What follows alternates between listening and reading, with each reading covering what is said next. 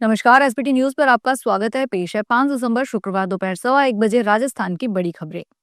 सबसे पहले एक नजर डालते हैं आज की हेडलाइंस पर। आरबीआई ने रेपो रेट में 25 बेसिस पॉइंट की कटौती की। राजस्थान शिक्षा में देश में तीसरे नंबर पर।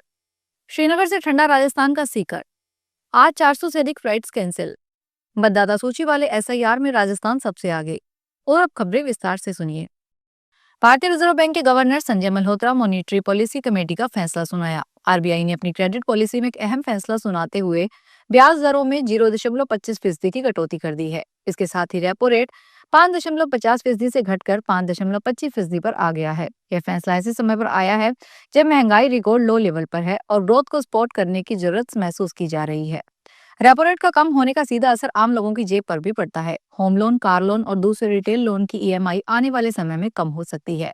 हालांकि बैंकों को यह देखना होगा कि वे कितनी जल्दी इस राहत को ग्राहकों को तक पहुंचाते हैं। राजस्थान में शिक्षा की गुणवत्ता लगातार ऊंचाइयों को छू रही है। शिक्षा और पंचायती राज मंत्री मदन दिलावर ने कहा कि राज्य में सरकारी स्कूल अब पढ़ाई और परिणामों में निजी विद्यालयों से भी बेहतर प्रदर्शन कर रहे हैं। सामूहिक प्रयासों और संस्थानों के विस्तार को कारण आज राजस्थान शिक्षा क्षेत्र में पूरे देश में तीसरे स्थान पर पहुंच गया है। दिलावर ने बताया कि राज्य में विद्यार्थियों के सर्वांगीण विकास के लिए विशेष सिलेबस तैयार किया जा चुका है, जिसमें मानवीय मूल्यों, नैतिक शिक्षाओं और सकारात्मक जीवन दृष्टिकोण पर विशेष जोर दिया जा रहा है। यह नया पाठ्यक्रम जल्द ही सभी सरकारी स्कूलों में लागू किया जाएगा। पहाड़ी राज्यों में आ रही बर्फीली हवाओं ने राजस्थान में सर्दी बढ़ा दी है। सीकर में गुरुवार को न्यूनतम तापमान 1 डिग्री रिकॉर्ड हुआ। इससे ओस की बूंदें जम गई। मौसम विभाग ने शुक्रवार को सीकर, चूरू, झुंझुनू जिलों में कोल्ड वेव चलने का अनुमान जताया है। जम्मू कश्मीर के कई इलाकों में गुरुवार को पारा शून्य से नीचे चला गया। इससे नदी और झरने जम गए हैं। मौसम विभाग ने हिमाचल प्रदेश और उत्तराखंड में शुक्रवार को बारिश और बर्फबारी का अलर्ट जारी किया है।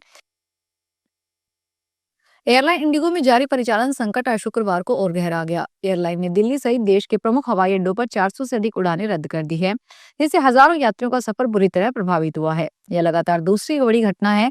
इससे पहले भी कंपनी को 500 से ज्यादा उड़ानें रद्द करनी पड़ी थी। इंडिगो के इस बड़े पैमाने पर ऑपरेशन रद्द करने का असर देश के मुख्य एयरपोर्ट्स पर साफ दिखाई दे रहा है। भारत निर्वाचन आयोग के दिशा निर्देशों के अनुरूप राजस्थान में मतदाता सूची के विशेष गहन पुनरीक्षण 2026 का कार्य तीव्र गति से जारी है। राज्य ने इस प्रक्रिया में सटीकता, पारदर्शिता और डिजिटल दक्षता का नया मापदंड स्थापित किया है।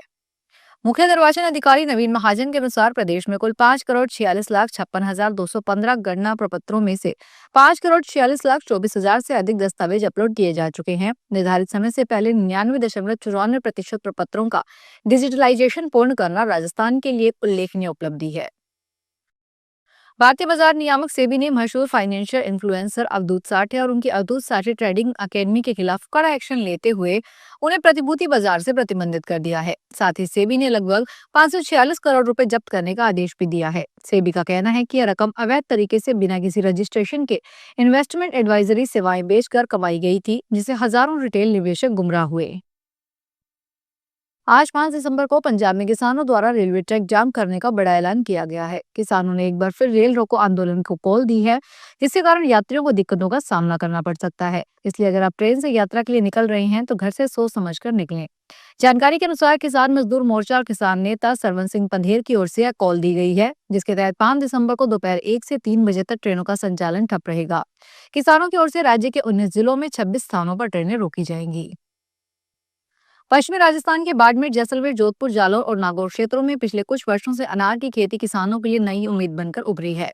सीमित पानी में तैयार होने वाली ये फसल राजस्थान में भी बम्पर उत्पादन देती है। किसानों की आर्थिक स्थिति सुधारने में अनार ने महत्वपूर्ण भूमिका निभाई है।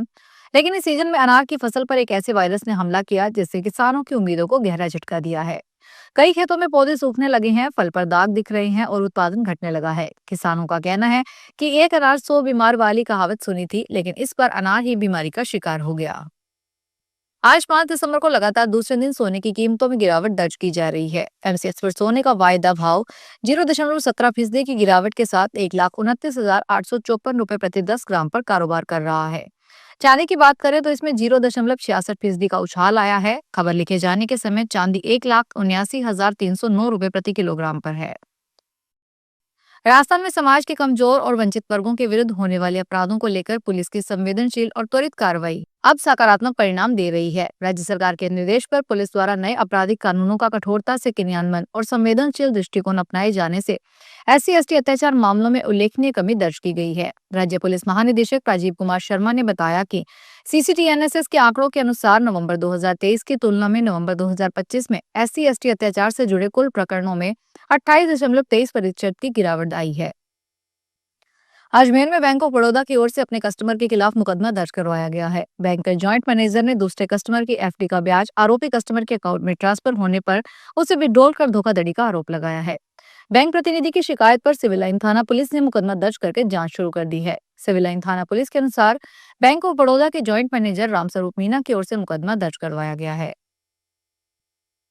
पुलिस की तमाम चेतावनी और सड़कों पर बार बार चलाए जा रहे सुरक्षा अभियानों के बावजूद लोग जश्न के नाम पर सड़क नियमों को नजरअंदाज कर देते हैं। हापुड़ से एक ऐसा ही मामला सामने आया है, जहां इंडियन एयरफोर्स में चयन होने की खुशी में एक युवक का विजय जुलूस कुछ ही घंटों में वायरल हो गया और उसके बाद पुलिस ने नेताजी की लग्जरी सफारी कार का 28,000 रुपए का चालान ठोक दिया। बहादुरगढ़ थाना क्षेत्र के एक स्थानीय सपा नेता के करीबी युवक का इंडियन एयरफोर्स में चयन हुआ था। परिवार और समाज दोनों के लिए बड़ी उपलब्धि थी, इसलिए खुशी मनाना स्वाभाविक था, लेकिन जिस तरीके से यह खुशी मनाई गई वह सीधे पुलिस की नजरों में चढ़ गई।